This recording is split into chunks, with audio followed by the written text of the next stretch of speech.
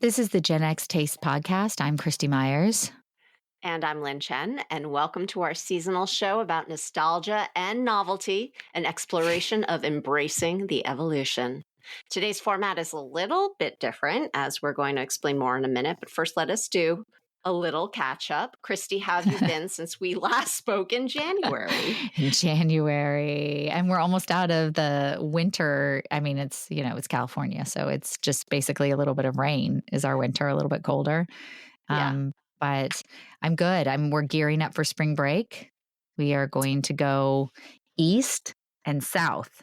We're going to go to Alabama. My grandmother is from there, and she was buried there, and I've never been there. So we're going to spend a couple days there. My dad and my aunt and everybody's coming in. I think it'll be really cool to be in that area of the country, which I've never been to. And Jack has been studying civil rights, and so it'll be an interesting place for us to go for that too. And then we're going to go to visit some friends off the coast of Georgia and spend some time there. I'm going to Georgia too. I know, but I think we're going to miss each other. Yeah. Aren't you going right after me? I think we're going to miss each other. You'll be in Atlanta? Yes, I'll be in Atlanta shooting a short film with a friend and then staying a few days afterwards. That's going to be fun. Yeah. I like Atlanta. Atlanta's a cool city. Yeah, I've never been. I'm excited. So that's what we're doing for spring break. And then I think swinging down into Florida to see Jeff's mom and family there. Got it. Any highlights from the last few months? Let's see. Highlights from the last few months. I can't remember the last few months, which means I think it's been a good time, right? I'd say a highlight for me was memorable. That's how memorable it was. It just keeps going. A highlight for me was when you and I and Anna sat down and had our little catch up, our little time. That kind of goes along with our theme from last month's podcast about adult friendships. Yeah. We really had to nail down that time. And we did it it took a month. We had to wait for a month for that to happen. To have a quick 1 hour coffee outside of Starbucks. I think it was 45 minutes by the time it was all said and done. That's true. But we waited for a month to do it. It was short when we did it, but I will say that I loved it, and it has really kept me going since then. Just having that time to connect with you guys who are such good friends and just laugh and chit chat and have a cup of tea and not. It was just great. It was this little bubble reprieve in my life of my time with you. And I was thinking about it actually this morning. I was thinking, when is our next one? And then I was like, oh yeah, we did it at the beginning of March. So it's not till April. I was like, that's too long. Because we, for everyone listening, we decided we're going to do it once a month. Just going to meet once a month. But it was great. I mean, it was great. I completely feel the same way. Yeah. And dare I say, it reminded me a little bit of when you watch Sex and the City and they're having brunch. Because it felt like gang's all here. Yeah. I know I totally pooed on Sex and the City last you time. Did. But there's something about those brunches, and there's something about getting together with people who you don't have to, put on airs for or anything, that you can just show up as yourself and be like, this is what's going on. Or not, we were just gabbing.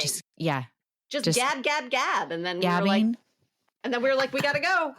We gotta go. And it was, you know what, also, I think, here's the funny thing.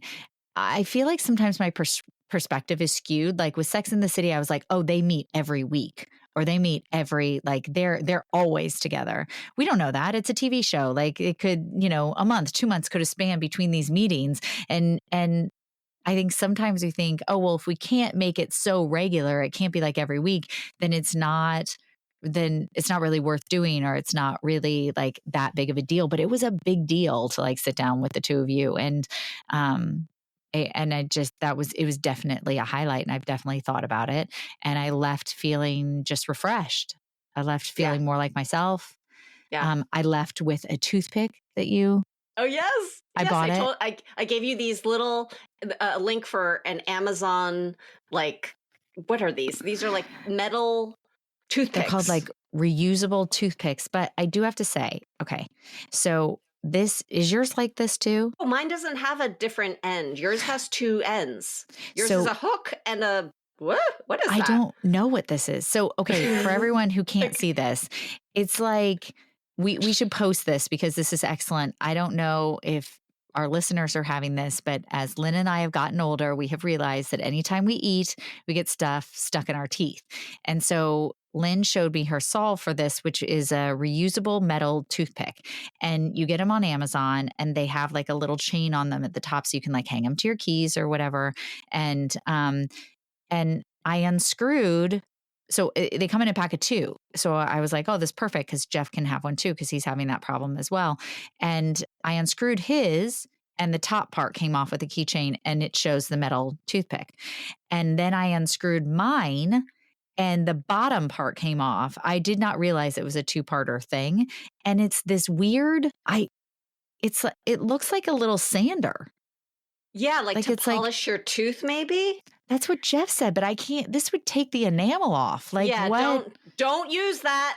I don't know what this is. And I thought that it was one of each. And so I was going to send this back. And then my son was playing around with it and figured out that it was 2-sided, which is great.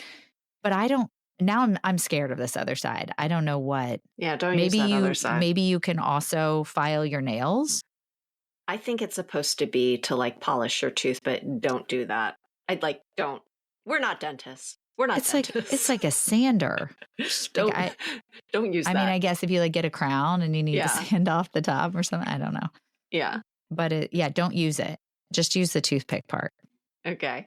Yeah, well, this so isn't even your potluck. That's not even my pot. I've got so many. That isn't even the potluck. Well, that could have been your potluck. That could have been. It wasn't, my but it could have been your potluck. You got a bonus potluck little tidbit. That's right. So your highlight was the tea with me. So great. With me and Anna. And I would say when I'm thinking back to the last few months, I'm taking a rewrite class right now. Right. You were telling me. So, okay. Tell our readers. Oh my gosh. I'm sorry. Sorry about that, guys. I thought that was off. There we go. We all know what your phone sounds like now. There it is. You have an old school ring, which is so Gen X of you. It's, that is so Gen X of me, isn't it? So Because Gen X. I won't listen to it. If it's one of the fancy ringtones, I won't pay attention. But if it's a ring like that, I'll pay attention. Like the good old fashioned rotary and touch dial phones we had that we grew up with. That's right. But our kids wouldn't know what to do with. Yes, this rewrite class I'm taking is I'm a member of Rideback Ranch's Rise circle. And so we are doing a rewrite class of a first draft that we had. And it's interesting because I actually can spit out a first draft of a screenplay or a script really, really quickly. In fact, I'll link it in the show notes, but I actually did my own like writing class for how I write so quickly. And because I know that's not normal. I know that most people take a lot more time, but I'm able to do that. The problem is that once I'm done, I'm like, I don't want to revisit it. I don't want to do it again. Maybe that's from acting. Maybe it's like, we did the take. Let's like just be done. Either adjust me and tell me what to do, but I don't want to have to figure out those little details. What to do next. Yeah, exactly. How to fix it. So what's been great is this class has really invigorated me to be to have like a structure, which I don't love. I don't love structure, and I don't love index cards, and I don't love figuring out themes. I don't love all those other things that one must do when you write and storytell. But it's done in such a tangible way that I feel psyched to write. Yeah. But it's a lot of work. It's a lot of work, but it's very rewarding. And so I'd say that has been my highlight because I've been writing so much and in this world so much. And it's a great reminder. And maybe I should re-listen to this in like 7 months when I'm trying to sell this and nobody wants to buy it. That like, this is why I do it. The process of it is so fun. And I actually do enjoy, like some mornings I wake up like ready to go at 4 a.m. And I just have ideas swirling in my head. And so I'll just like pull out my laptop and just start to write. And what a fun, like flow state to be in. Yeah. That is rare, and also like it feels very special. Yeah. So I've been really like enjoying it, and Yeah. enjoying the fact that like it doesn't have to just be my shitty first draft. That gets me to feel that way. I can do it with my second draft. I've been dipping into another script that it's not like even the first, second, third, or fourth draft. It's like probably the 15th or 16th draft, and I'm still feeling like invigorated to write. So I'm working on multiple projects simultaneously, but for some reason I'm able to keep them all separate, which feels like another like challenge that used to be a lot. Compartmentalizing used to come more difficult to me, and now it's like I'm flexing that muscle a little bit more and getting Yeah. much better at it. So I'm really happy about that, because it's like being creative as an actor, you need permission Other to do people it. too. Yeah. But being a writer, it's so like solitary, and like it's just you and your imagination. So being able to play with both of those worlds for the last few months on a regular basis has been great for me. Really, really great for me. And do you find, because I find when I'm writing, but and also when I'm acting, sometimes when you get like stuck in a world of a character and you can't kind of move through that, sometimes switching the project and writing something different, or switching the character you're acting and performing something different loosens you up. So it allows you to kind of be a little bit more free in other projects. Yeah, exactly. Yeah, it's interesting how one world will affect the other world. It feels like magic in a lot of ways, Yeah. Well, as we hinted before, there is a little bit of a change in format today, because we were joined by our very first Gen X Taste podcast guest. Unfortunately, it had to be solo because Christy did have an event at her son's school. Mm-hmm. But Christy, your spirit was with us. She picked the surprise theme for this episode, which you are going to hear right after Christy tells us a little bit more about our special guest. So, Maggie Smith is the New York Times bestselling author of 7 books of poetry and prose, including You Could Make This Place Beautiful, Good Bones, Goldenrod, Lamp of the Body, The Well Speaks of Its Own Poison, and Keep Moving, Notes on Loss, Creativity, and Change. Her newest book is My Thoughts Have Wings, a picture book for children, illustrated by Leanne Hatch. Smith's poems and essays have appeared in the New York Times, The New Yorker, The Paris Review, Time, The Nation, The Atlantic, and The Best American Poetry.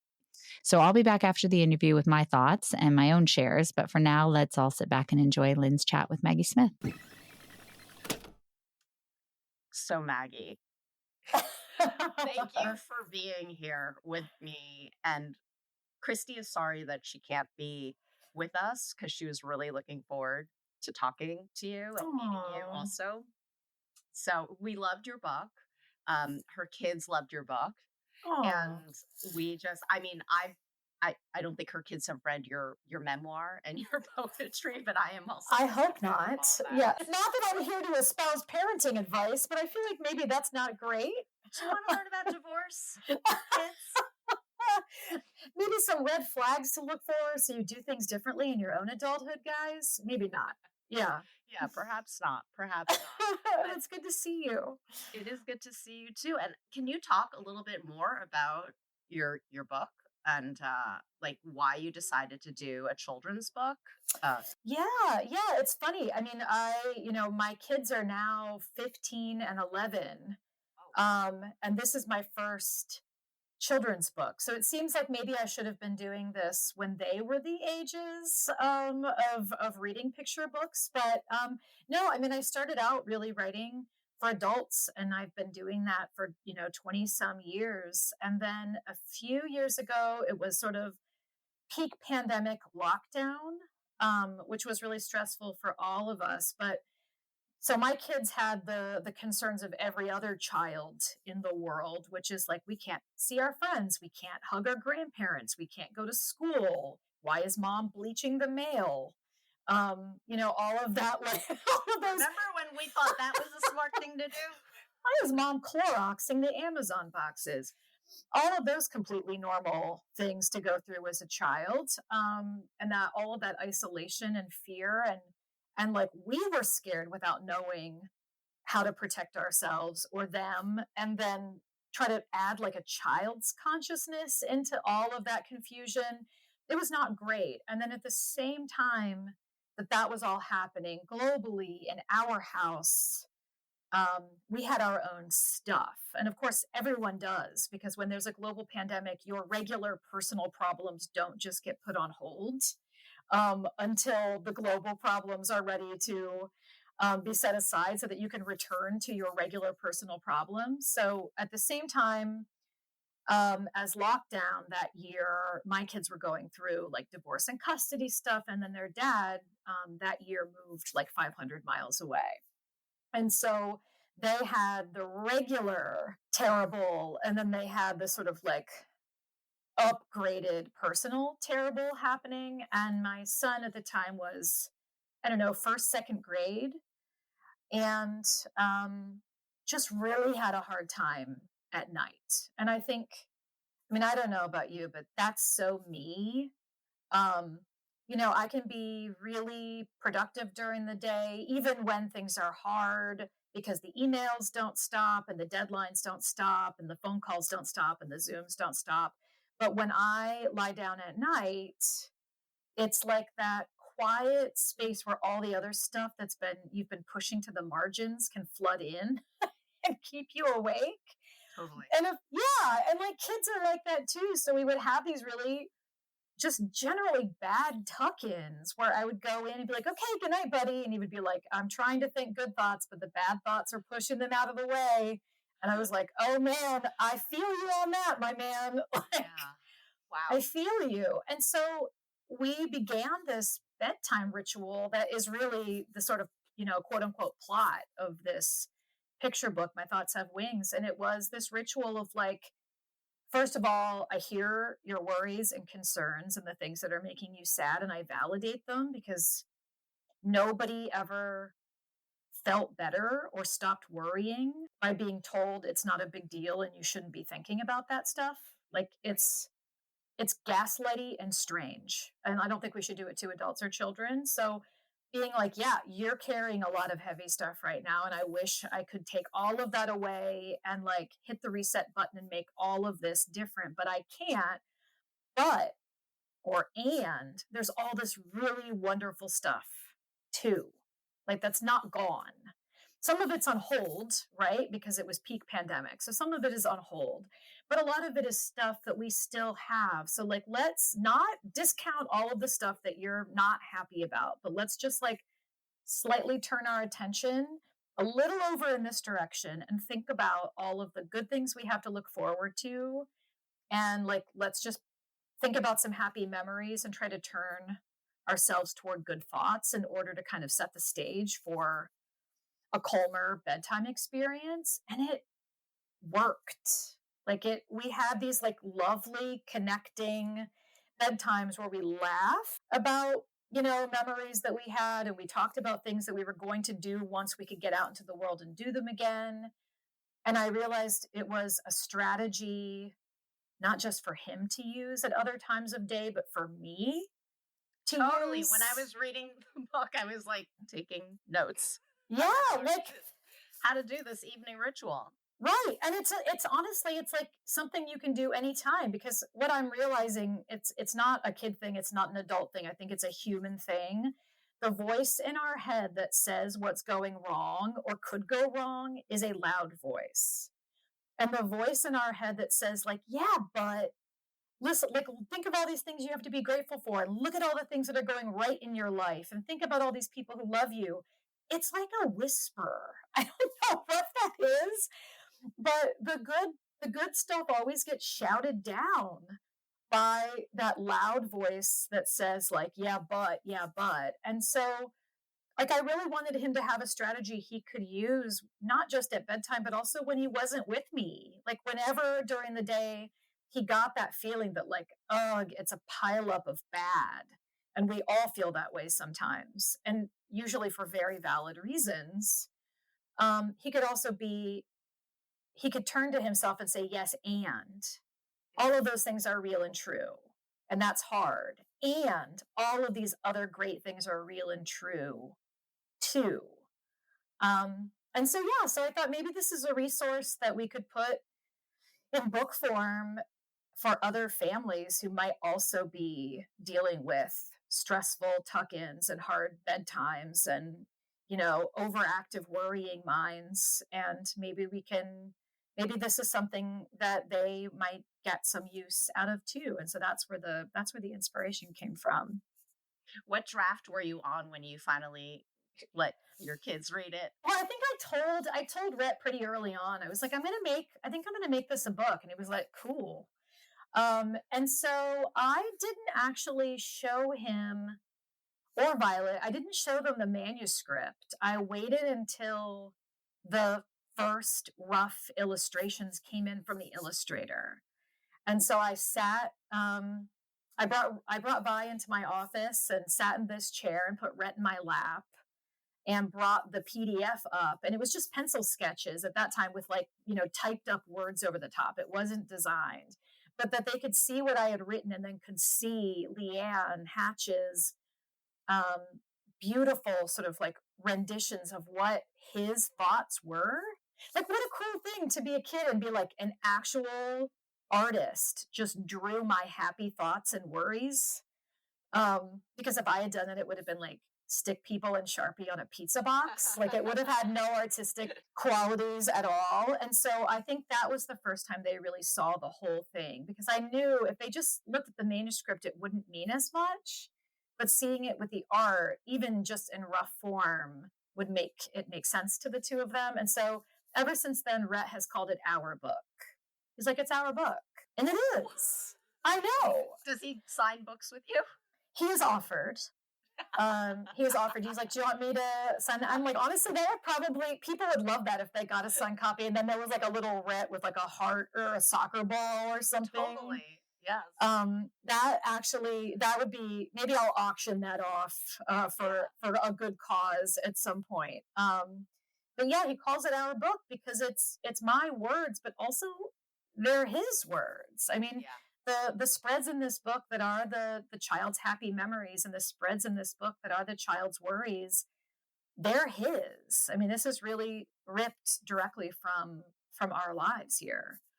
Talk about a great, visual journal for him when he's an adult and he's thinking back to the time of the pandemic when he was a kid.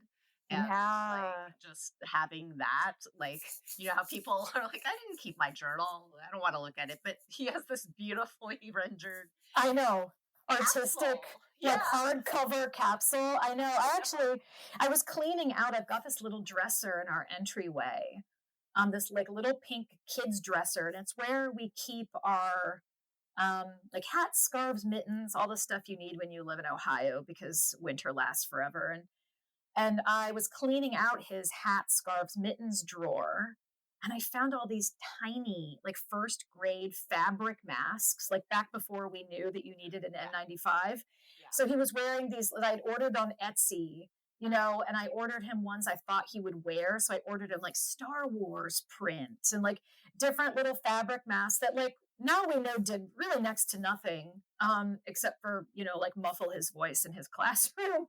But I found it and it's the tiniest. It's smaller than the palm of my hand. And I thought, I got rid of a bunch of stuff, but I thought I'm keeping these again because time capsule, if he ever wants to show me, if he has kids, we went through that, we lived through this weird, anxious, historic time. And for a while there, I went to school every day wearing this tiny fabric Star Wars mask that my mom bought me.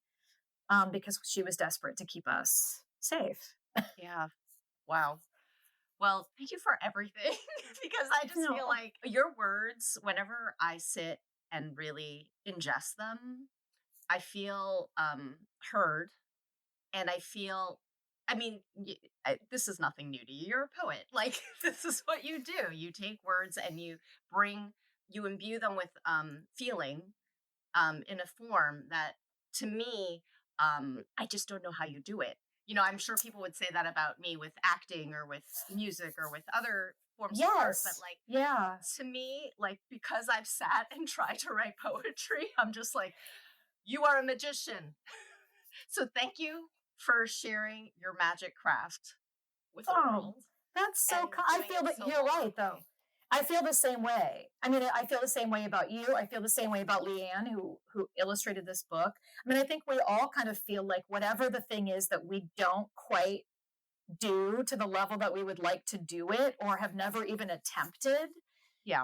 it does feel like magic. Like, what kind of wild alchemy is that you're able to take, like, your experience, your consciousness, your body, and make something out of nothing, which is what we do when we make any form of art.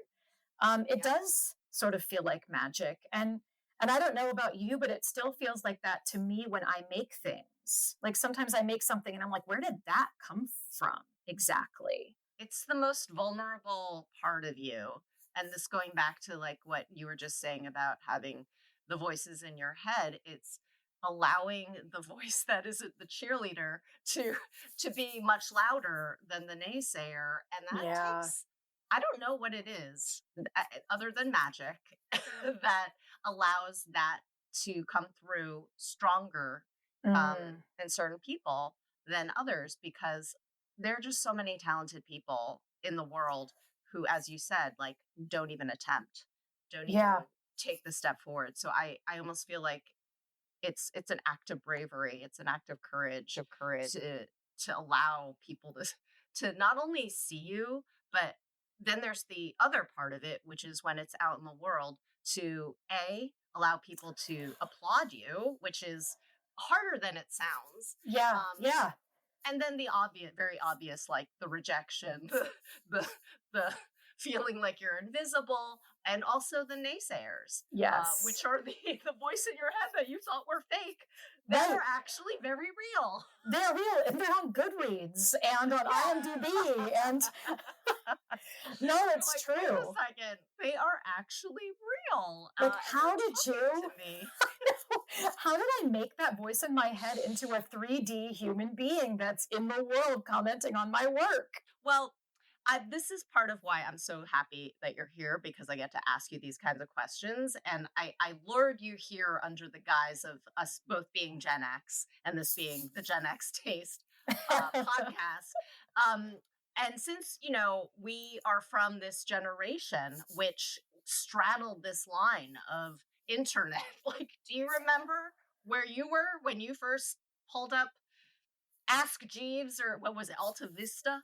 Yeah, I mean, it's funny. I didn't pre-Google. I didn't send my first email until college, and it was like one of those terrible, like, computer lab computers with like the green type on the like fuzzy screen, and everything was like just looked like a movie from the 80s where they tried to imagine what computers would look like in the future. And I remember having, in graduate school, when I was working on my first book of poems, having dial-up, which that was very finicky, and it would make that terrible sound every time the modem sound. And actually, like, sometimes not being able to get on and believing if I like swirled my desktop mouse around in a very specific way, like, it would be good luck in order to actually get me on the internet. And now it's like we just have computers in our pockets that we carry around at all time and can like do anything. And even my teenager has a said computer that she carries around in her pocket all the time and can do anything. So yeah, it is a completely different mindset to have grown up like handwriting your high school papers and taking them to the neighbor to type on a typewriter for you, which is what I did. Taking typing like class, you know. I never learned. On typewriters. Really? I still can't type. No. I absolutely cheated in high school keyboarding class. And the only class I like blatantly cheated in, and it's actually probably now the only class I would still use. And so to this day, I'm now like working on, I think, my 9th book. and I only use my index fingers to Wow. type. It's a sad state of affairs. As Alanis Morissette would say, isn't it ironic? Isn't it a bummer? Well, I'm going to pull up the topic because we usually switch a topic each month, and we, Christy and I, choose what it's going to be. And this month, Christy, since she can't join us, sent hers in via email. So I'm just going to pull it up and see what it's asking. It's a surprise to both of us. We don't know what the topic is. Okay. She says, on a slightly light tone and with the Oscars having just happened, a movie that holds up from your youth. Oh. Okay. Did something pop into your mind? One of them did, only because my daughter asked if we could watch it this weekend, and it's the Goonies. You're talking to the right person. Okay. So, I mean, does it hold up in every aspect? No. And like, nothing from the 80s. Like I have watched some of those John Hughes movies with my daughter. And then we have to have this like talk about, frankly, rape culture. And I mean, it's, we watched. There's a lot in Pretty in Pink. We just watched Pretty in Pink. There's a lot. There's a lot. Yeah, we've watched, what else? We watched Some Kind of Wonderful. Like, I've been sort of we watched Better Off Dead. Like, I've been taking her through. That one actually, I think, does hold up. I do think that too. It's one of my favorites. When he was a kid, and then I rewatched it with him, and he was like, wow, this is nuts. This is great. And one of the people has his last name, Joanne Foreman. He gets very excited. He got so excited. We're like, oh my God, someone with your last name.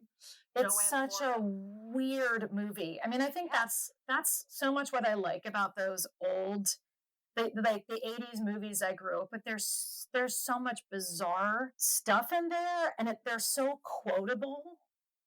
Yes. Like if my son asks for money for a field trip now, he'll like, it's not unusual to hear a child in my house now in this year say $2. Oh, wow. Right? Like the Paperboy. Wow. Right? And it doesn't matter. He'll be like $8 because no field trips are $2 anymore in the year 2024. But right. It's definitely over a $5. Or to make the other one that really stands up that we watch all the time, speaking of $5s or Finskys, is Ferris Bueller's Day Off. Yes. Because he tries to slip a $5 to the maitre d' at the French restaurant and gets laughed out of town. My husband's last name is almost in that too, because my husband's name is Abe Foreman Greenwald. Abe Foreman, the sausage king of Chicago. The Greenwald part isn't getting much love in the 80s, but definitely the Foreman, Froman. For sure. And he's vegetarian, so if you can imagine, he's heard it his whole life. Yeah. I love. Okay, so definitely Better Off Dead, The Goonies, and Ferris Bueller's Day Off. I think are three that I feel confident stand the test of time. Yeah. I would agree. And now I'm thinking about it. Okay, so Goonies was targeted towards. Do you think children or teen? Like who was I was watching it when I was a child. I was a child. Maybe. I mean, I thought about it. My sister recently let her kids watch it, which I was shocked because her kids are, I think, 5 and 7. And I was like, there's a dead body in a freezer. Yeah. And like gangsters and like, the whole blender scene, like, there's some stuff in it that's pretty scary, frankly. The deformed sloth. Chunk and Sloth and the Baby Ruth. Like, I was like, really, 5 and 7? I'm not sure. But then again, I did let my 5-year-old watch Raiders of the Lost Ark because I conveniently forgot about the Nazis with their faces melting at the end of that movie. Spoiler alert, if you haven't seen that seminal film. And so sometimes we don't realize that Gen X, like 80s PG, meant nothing because for a long time PG-13 didn't even exist yet. So things were either R or PG. And so PG actually encapsulated like quite a bit of language, sex, and violence that they thought was like just a hair under an R. There were so many boobs.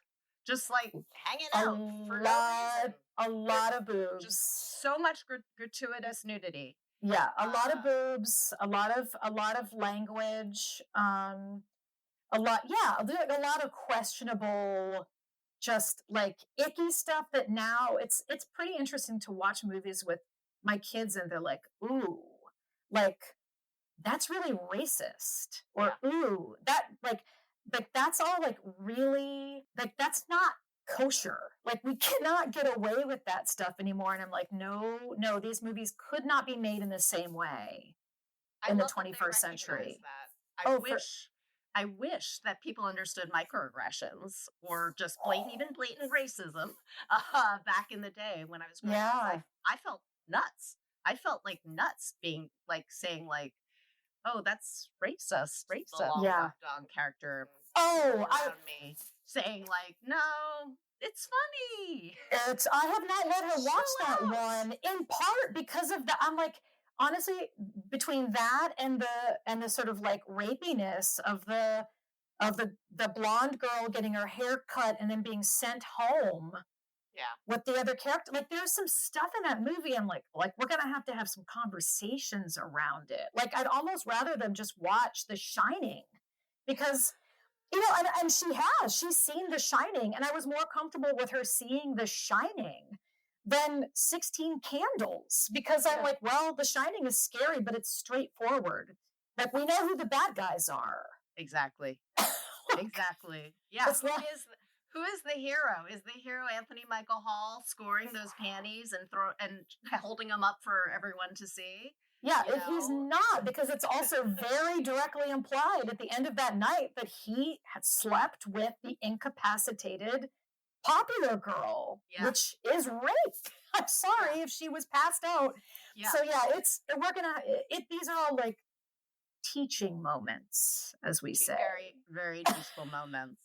But going back to Goonies and who we were when we were watching it, I remember the scene where they show One-Eyed Willie finally, at the very end, and he's got the patch over his eye, and the camera does this thing where it pans to him from his gold to like right there, and it plays like this da-da-da score. It does. I remember being so frightened by that when I was a child, that when I would shower, I would be like, don't look at the window, because One-Eyed Willie might be just hanging out there. I could hear like the music in my head of like, da-da-da. I might look and there might be a skeleton there. I don't know why in the shower more so than that was the whole thing. It was like, I was like very frightened to take a shower because I was really scared One-Eyed Willie was going to show up. So I'm wondering if there was anything that you remember when you were young being afraid of, or like not sitting right with you. Okay, so this is not normal. And I think anything you preface with that is going to be good, right? Right. But remember in that movie how they had that sort of like stone thing with the holes on it that they had to line up, and then it would be like the map? Yes. So the house I grew up in, and you know this from the picture book because there's a scene in the picture book that says fishing in the creek behind Mimi and Papa's house. That is my house that I grew up in, that my parents still live in. There's a creek behind their house, like a literal creek. It's not a river. You can stand in it and you're up to your knees in water. It is just a creek. Like you can just walk across it. When I was a kid, I was friends with the kids who lived on the other side of the creek, and we built a rock bridge, and we would, cross back and forth to play at each other's houses. And those kids' parents owned like a pizza shop, and they gave me a keychain from the pizza shop that was one of those flexible rubber sort of keychains that, like, if you held it up to the sun, it would make the color kind of shine on the ground. It was red. And so I would do this, right? So I would do this thing with this keychain from Massey's Pizza. And I would pretend I would go back into the creek area, and I would hold the keychain up, and wherever the sun shined down, it would make this like red spot, like a sun catcher on a rock. And I'd be like, that's where we're going to dig for treasure. Like there was pirate treasure in the creek in central Ohio. And this was completely in my mind from watching Goonies. And I knew that it wasn't real. I was old enough to know it wasn't real, but we just spent so much time playing pretend in our backyard that the pretend play we did for a while after seeing that movie was all about unearthing, like the marble bag of rubies and sapphires. Oh my God. I just had a sensory memory that I don't think I've ever admitted to anyone. And I think it's this is weird. This is weird. I used to have like fake jewels, like just a bag of fake. It wasn't even a bag. I put them into a sock so that they would be the fake jewels. Then I would put them into my hand so I could reenact the scene, of finding the jewels. Yeah. No sign. Yeah. Then what I would do I would go backwards to the scene where they have them in their mouth. Remember, Mouth has it in his mouth. Yeah. And she hits his head and he spits it out. I would shove the jewels into my mouth just to see what it felt like. Just to see. Like a hamster. Just like a hamster. I think I was reenacting Corey Feldman, just like to get into the role. Because maybe I'd play Mouth one day in the reboot. And I would do that. And I have to say, I just remembered that the other day I was cleaning my jewelry and I looked at my big emerald ring and I was, for a second, I remember the urge, the tempting, the feeling of like, put that in your mouth. But then I didn't. I stopped myself. And that's the difference between Lynn of today and the Lynn growing up. I didn't do it. But, I love this. I love this. So what's funny about this topic is that because she brings it up because of the Oscars. I was watching the Oscars the other night and with my cousin who's younger. I mean, she's in her 20s, but she's of another generation. And it was when Danny DeVito and Arnold Schwarzenegger were presenting. Oh, God. And immediately I was like, twins. And I just kept talking about twins. And they were like, what's twins? No, they don't know. I said, it's a wonderful movie. And I started going on and on about Ivan Reitman and the story and the sperm milkshake. I don't know if you remember it. I have never seen twins. I mean, I'm well aware of it. This is a great experiment because I was trying to tell them it holds up and it holds up. So you guys need to watch it this weekend. Okay. And they were like, sure. But now I would be very curious what your Gen X eyes would think of it because I think, them watching anything that I recommend is going to not be received as well as somebody who's actually from my generation. So that may be really true. Curious. Okay, so I remember. It's funny. I remember the movie poster. So of course, if I saw them together, I would immediately say twins. Like it's in my mind, even though I didn't see the movie. Junior. Okay, that's not on my radar at all. That was a movie where picture it. Arnold Schwarzenegger is he's pregnant. I believe that. I never saw it, but I can see that. See, no one talks about that. We all talk about twins. And somebody was like, we're going to green light that. I do think that together. Sometimes when we're watching stuff and my kids will be like, somebody sat at a table and gave a synopsis of this. And then somebody was like, yeah, we'll give you millions of dollars for that. Exactly. And it doesn't add up. Exactly. Okay. So twins is on the syllabus. I'm going to have to follow up with that. Okay. Great. Follow up with twins. I'll let you know. I cannot wait to hear your movie report about this. Okay, so the other thing that we always do in this podcast is we do a thing called the potluck dish. This is from back when we used to only talk about food. We moved from another podcast called The Actor's Diet where we only talked about food.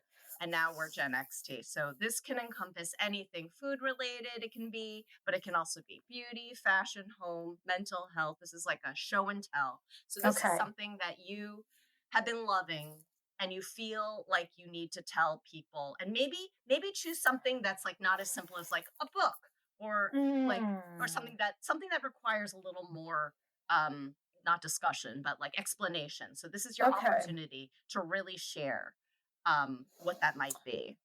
Okay, so I won't say a book because people always expect writers to like recommend books, right? And I feel like I'm always recommending music, so I'm not going to recommend music, but I will say I've been listening to a lot of World Party today in my Gen X soul because the singer just died. Oh, really? And yes. I had no And idea. I listen to like a fair amount of World Party as it is. Like I have it on vinyl, but whenever we lose someone, it's like an opportunity to like dig back in. Okay, so I'm not going to do that. Maybe not food, because I'm a vegetarian and nothing I eat is that interesting. Like it's pretty much like the only delicious. I'm interested. Are you interested? I don't know if anyone's interested. The one thing that I think is interesting about what it was to be Gen X to what it is that I'm doing now, and I realize this is part because my skin is aging, but like if you remember 1980s skincare was like putting paint stripper on your face. Between Noxzema and Seabreeze. And Stridex pads. And Stridex, it was just like a terrible stinging chemical that would like burn your nose hairs when you took the lid off and peel the little foil thing back. And then they just sat in there marinating in this basically rubbing alcohol. Yes. With like other terrible chemicals.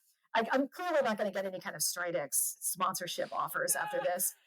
And then, after like doing the Noxzema, which was also minty, and the Seabreeze, which was also like bracingly minty. Yeah. If you had any like blemishes coming up, you would finish off with just a real soothing marinated Stridex pad that was like, felt like a paper towel because it had like those little grabby bits. Yeah. And then to really finish it off, you would load it up with either, white regular Clearasil, or later tinted, which if you wanted to wear to middle school, you could, but people would know. Yes. And it was just all the harshest, like everything was mattifying. Everything was meant to strip every oil out of your face. And given that I had oily skin, I was like, I'm all for this. And now if you had told me that in like 2023, 2024, I would be washing my face with oil and then following up with more oil and then before bed putting on more oil, there's just no way that Stridex Seabreeze me I would have been like, but my skin's going to look terrible. Like I completely understand. I had the same fear. And it's working. Like, so the crazy thing is, I feel like I spent all my teen years stripping the oil out of my skin and then using that like green CoverGirl compact that you could buy at the drugstore that was like clarifying, and even it smelled like medicine, and constantly patting the oil off your face after it would erupt post everything you've just done. The good old pressed powder compact. Pressed powder compact, I can still smell it. Like I can and hear the click. It's like it's a sense memory I'll never get out of my body. And now everything is like oil, everything is dewy.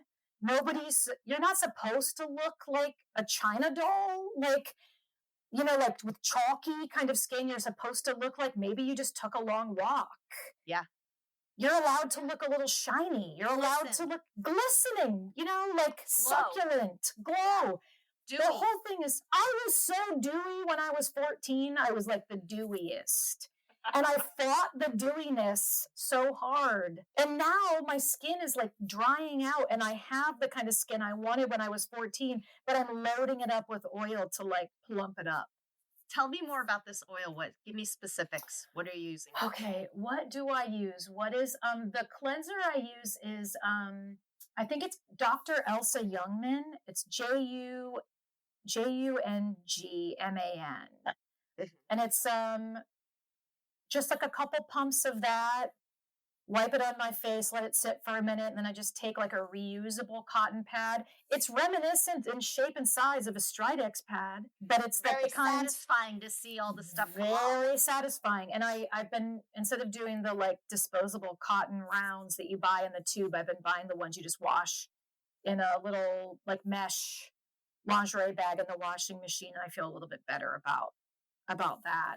And then I've been doing, I'm not even going to remember the name of the oil I put on after that. It's a different brand. It's it's supposed to do the thing that we were told was not possible, which is clear your pores with oil. It's the most. It's like your skin is producing the oil. I'm not a scientist. It's producing the oil, and when you give it the oil, then it doesn't have to produce as much. I think that's which makes sense, right? Like basically, the theory behind it. Yeah, we paint stripped our face into hyper producing oil factories. Yeah, because we basically just like dehydrated it so badly that it was like, oh my gosh, we've got to kick up oil production because there's no moisture here. So we did it to ourselves.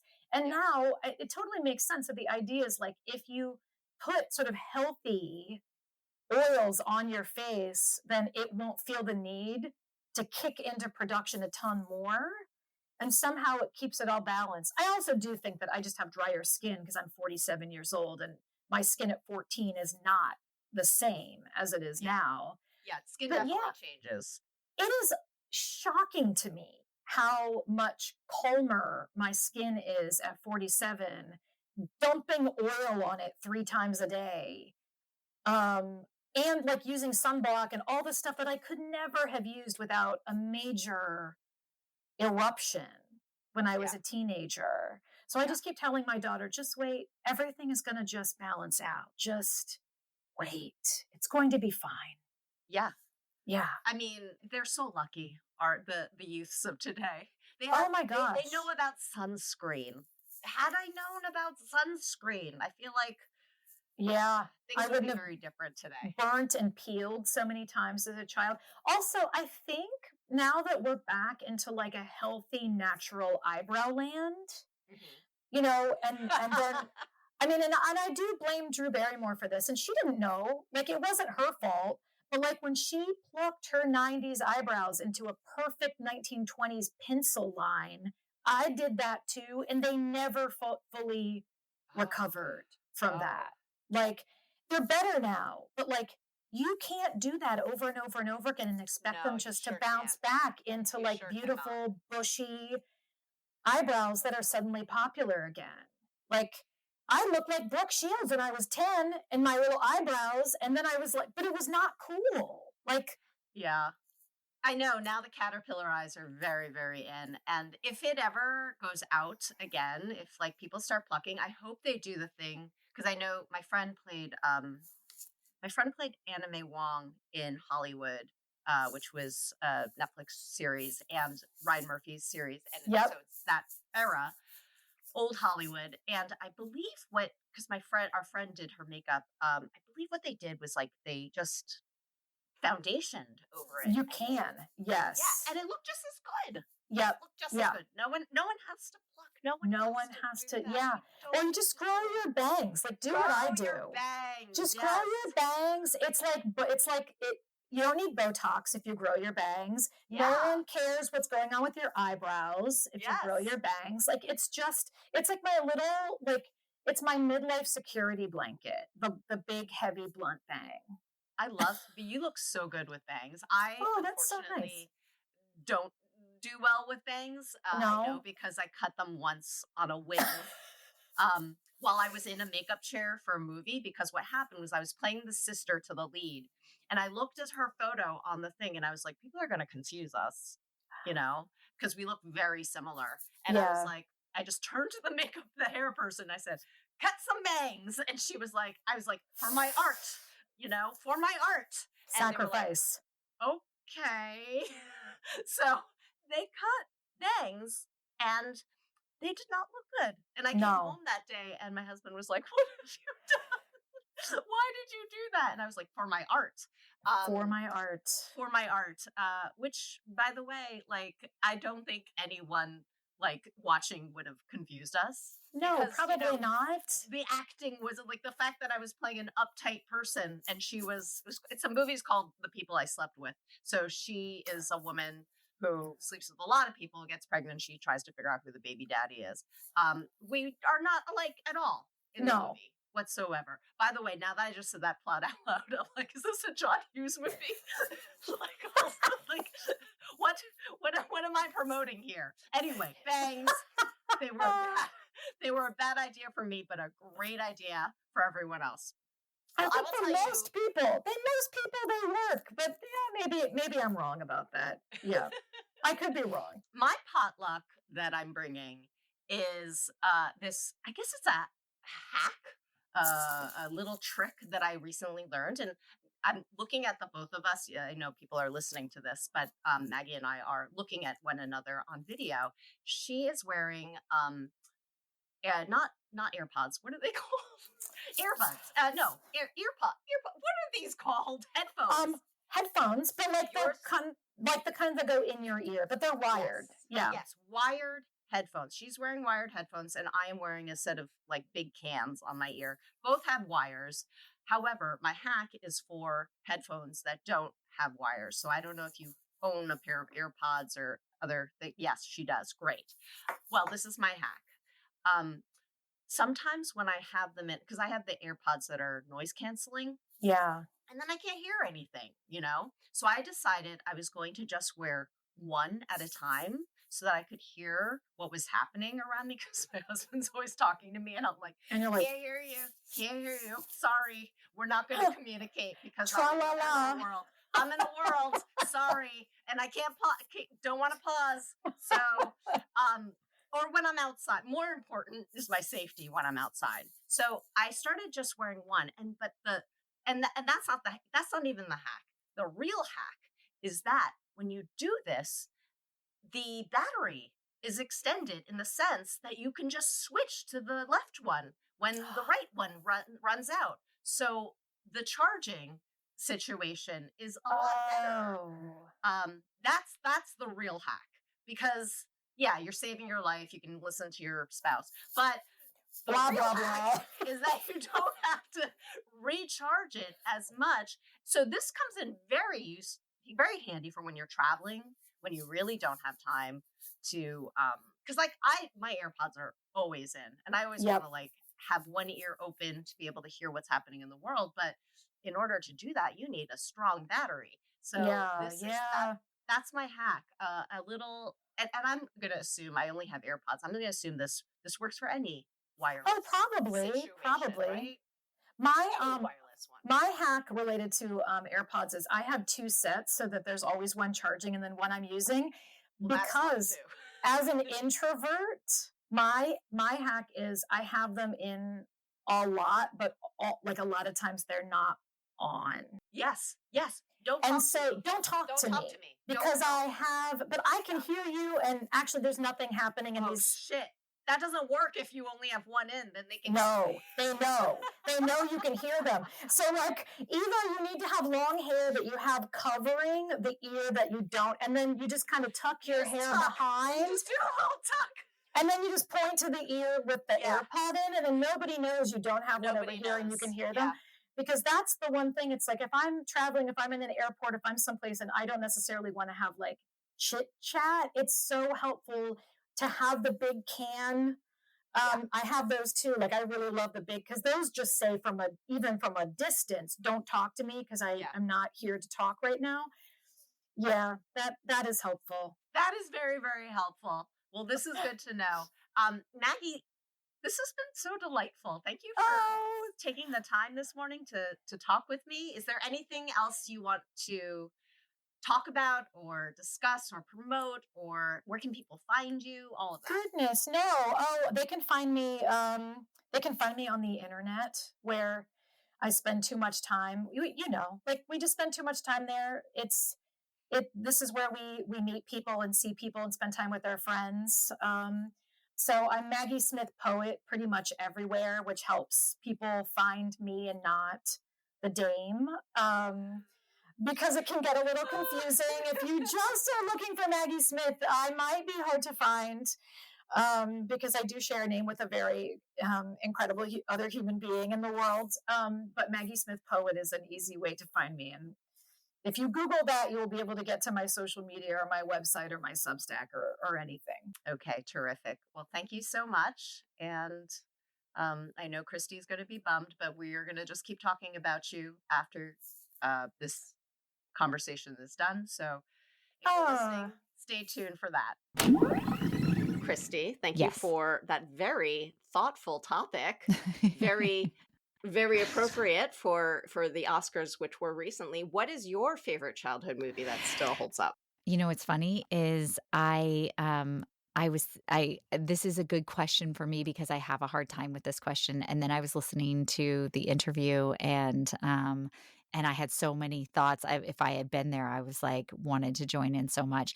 I have a really hard time with movies from our childhood for all the reasons that you guys talked about. And Goonies in particular, I watched a little bit of it again thinking, oh, maybe Jack would like to see this one, remembering the imagination part of it, the treasure hunting, the pirates, that kind of thing. And what Maggie was talking about being in the creek and hunting for pirates' gold.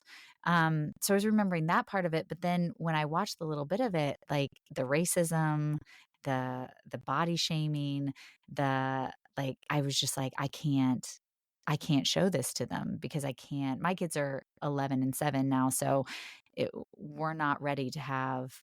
It's not that we're not ready to have these conversations, but they don't get humor like that because we spend a lot of time talking about things like that, about microaggressions, like you were saying, about like their school that is a subject that people talk about a lot, about body shaming, about like that language, that type of play we just don't do.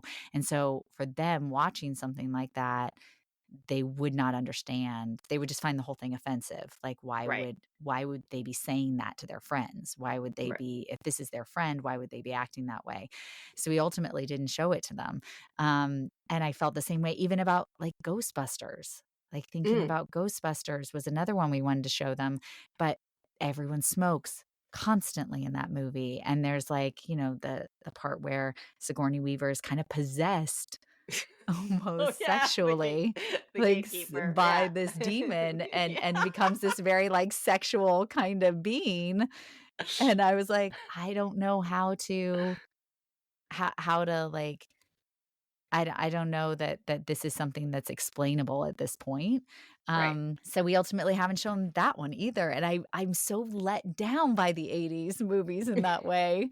I feel so sad about it. And I also am like, I can't believe I watched this and it never, like, none of this ever really bothered me then. And now looking back, I'm just can't understand it. So those were that's my my problem with movies from our childhood. There's none from okay. So I do like the movie Wild Hearts Can't Be Broken. I don't even know what you're talking about. I know. Does that start Jake from 16 Candles? Why am I Close. seeing there's a horse, Yes, right? yes, it does star him. Yes, it does. And right. And I forgot her name now, but I forget his name. I'm sorry to that actor. Yes. He's now a carpenter, famously, right? Or something. Yeah. Like he left the business and became a carpenter. It's a movie about a girl growing up in the Depression, and she is like, they won't let her she's like a tomboy and she's sporty and she wants to like be part of this horse diving show, and they won't let her do it. And then she just perseveres. Like she finds a way to do it and she does it. And then she goes blind, but then she does it anyway. And wow.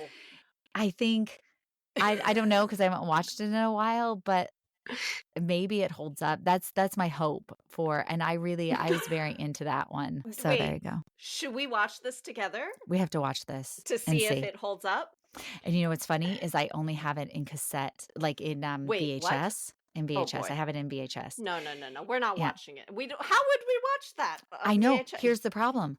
I don't have a VHS anymore. And I got so mad because I was like, the other day, somebody sent me a YouTube video of my high school show choir, right, performing. And I was like, oh, I suddenly got very nostalgic and was like, I was great. Like in my mind, I was great in show choir. And I was like, I should find those videos and show my kids. They'll definitely want to see me dancing and singing. But then I realized they're all on cassette.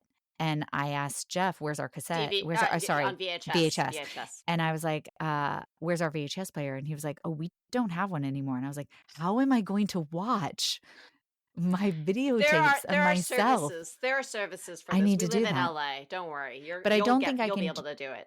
I don't think I can do that, obviously, with Wild Hearts Can't Be Broken. No, We'll lucky have for to. you, it's on Disney Plus as we speak. Are you serious? Because I have I'm Disney Plus. serious. Yes, let's make a watch it. date. Let's make Let's a watch it. date to watch Wild Hearts Can't Be Broken, and we'll report back to you whether or not There's like we like it or not. very little chance that my children will join in on this, so we could. We don't. They're not invited. We don't okay? need them. They're not. We don't need them there. Okay. Let's see what your potluck dish is. Okay, so my potluck dish is this podcast I've been listening to. I'm kind of obsessed with it. I'm going to pull it up so that you can see the cover of it. But it is called Lives Less Ordinary. Do you know it? Okay. I don't. I've never heard of it. So it's through the BBC. And it is, hang on, it looks like this. It's red. It's got a red background and it's Lives Less Ordinary. Very and catchy. It is stories of like people's stories of like these incredible things that they lived through or that they witnessed or that was happening in the world. Like there was a guy, I just listened to one about a guy who was trapped in a boat underwater for 3 days. But he was in like this pocket so he could breathe, but his feet were in the water at the bottom of the ocean in the dark. And he lived. Everyone else on the boat died, but he lived. It was like a storm or something that they went under. And then he became a rescue diver afterwards. Oh, wow.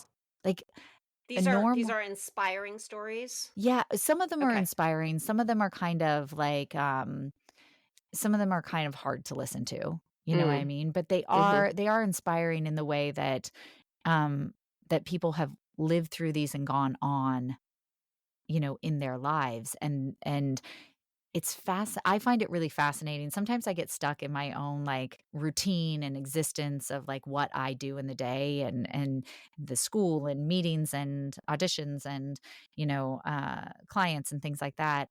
And it's just really cool to listen to people who are also living ordinary lives, but have these extraordinary experiences or have this different view on the world. And there was one that I actually, my 11-year-old and I listened to together, was about these two guys who met when they were young. They were like 11 and 12 when they met. And Raiders of the Lost Ark had just come out. And they went and saw it in the movie theater. And they decided they were going to remake it shot for shot. I've seen Do you know that. this? Yes. I've actually seen it. Yeah. So it went I didn't watch the whole thing, okay. You didn't? but I know what you're talking about. I've seen parts of it, yes. I want to see it now that I've listened to this. Yeah. So it took 7 years or more for them to make this. And they just kind of made it and it consumed their entire childhood. And as you know, as friends, they kind of broke up and got back together as, you know, as they got older and went through experiences in life. And then they kind of went their separate ways. And one was living in LA and one was, I think, in Florida and doing different things, and then somebody got a hold of their copy of it and then it went viral and then it went to film festivals and things like that. And so then it brought them back together and kind of closed that chapter. But it was really cool to hear. Like I thought, I was thinking about it as I was thinking about our podcast today, because the movies they had the power of kind of defining your life. And these two boys, like, it defined every moment of their childhood and was this huge, big thing that they did. And then they just kind of left it. It was what it was. Like, it served its purpose. But it was awesome to think, like, the way that they got the submarine shot and the way that, you know, I just think the podcast is a good testimony of like, what if? Yeah. You know, And how would what if we did a remake shot by shot of Wild Hearts Can't Be Broken? And this is just the seed that's been planted, and you're listening to it right now. That's right. Of me and Christy, and 20 years from now, yes, someone's going to listen to this and be like, "Do you remember that Gen X Taste podcast where Lynn and Christy decided and they the Wild Hearts then Can't Be Broken got a horse, which lives in Lynn's guest room, and they built a water tank in the back of Christy's house. We never know. Shot we by never know shot. what's going to happen. But I know. we are running out of time, so we are going to stop and let you Mhm. ponder all of these things. Ponder what the hell that nub on the other end of that hook What was. is that? We're going to ponder that. We're going to ponder how we're going to remake shot by shot this movie. Wild Hearts can't be broken. First, we have to make sure it holds up. Yeah. If we want to Yeah. support it or not. Yeah. And then we have to go to like the plains because it's Right. it's depression time. We've got to get Right. some carts, some horses, some hay, Ooh, things we need. I think I'm actually allergic to horses. This might be an issue. This might be a problem. Anyway, Christy, why don't you bring us out? Subscribe to us at genxtaste.substack.com. Follow us on social media at Miss Lynn Chen and at Christy Myers LA, and find me for counseling at howtochow.com. Yes, and extra special thanks to Maggie for being our guest. We're going to have show notes for everything, including all of Maggie's wonderful books and her Substack as well. And that's it. Thanks for listening to our spring episode. We'll see you again in the summer, or hear you again, or speak to you again. Yeah. You'll hear us again. You'll hear us. You'll hear from us again in the summer. Mm-hmm. So we'll give you an update. I'm going to make a note right now. We'll get to give you an update about Wild Hearts Can't Be Broken. That's our homework. That is our homework. That's our homework more than anything else, is to watch that. Hopefully it's enjoyable. What if it's like halfway through we hate it? Then you know what? I'm not forced. We're adults. We don't have to finish our homework. That's true. We don't have to do that. We don't have to. We're not getting graded on this. Yeah, no one's getting graded. All right. That's right. Thanks for listening. Bye. Bye.